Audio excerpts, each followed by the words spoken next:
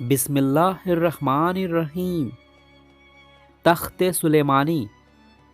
بادشاہ بننے کے بعد آپ علیہ السلام نے ایک نہایت عالی شان اور پرتکلف مکان بنوایا جس کا رقبہ 36 کوس تھا۔ اس مکان کو سونے چاندی کی اینٹوں سے بنایا گیا جس کی دیواروں اور چھتوں پر یاقوت اور زمر جڑے ہوئے تھے۔ پھر اس مکان کے اندر آپ نے اپنے لیے ایک شاندار تخت بنوایا جس کی لمبائی 3 کوس تھی۔ سارا تخت ہاتھی دانت سے بنایا گیا تھا جو لال فیروزہ زمر جیسے پتھروں سے مرصع تھا، اور اس کے چاروں طرف سونے کی اینٹیں لگی ہوئی تھیں۔ تخت کے چاروں کونے پر ایسے درخت تھے جن کی ڈالیاں سانے کی تھیں، اور ہر ڈال پر ایک طوطی اور طاؤس بنا کر ان کے پیٹ کے اندر مشک بھر دیا گیا تھا۔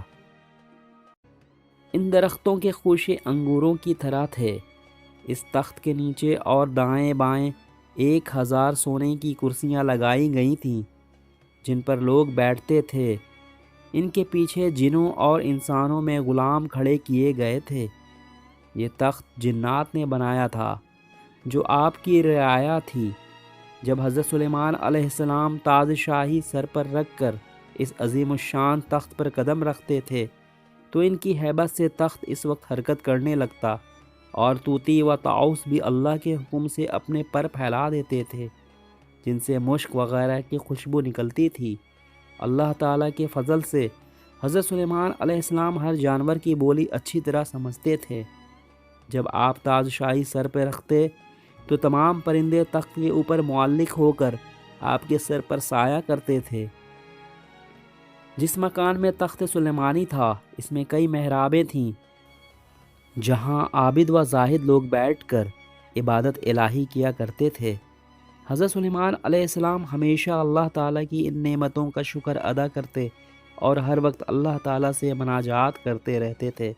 آپ پورے عجز و انکسار کے ساتھ اللہ کے حضور یہ دعا کرتے تھے، یا الہی میں درویشوں کے ساتھ بھی شامل ہوں اور بادشاہوں کے ساتھ بھی۔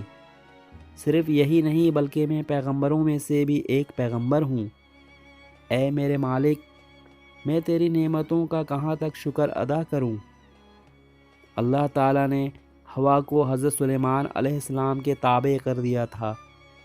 جب آپ اپنے عظیم الشان تخت پر بیٹھ کر تخت کو چلنے کا حکم دیتے تو تخت اتنی تیز رفتاری سے چلتا کہ آپ ہزاروں کوس کا فاصلہ چند منٹ میں طے کر آتے۔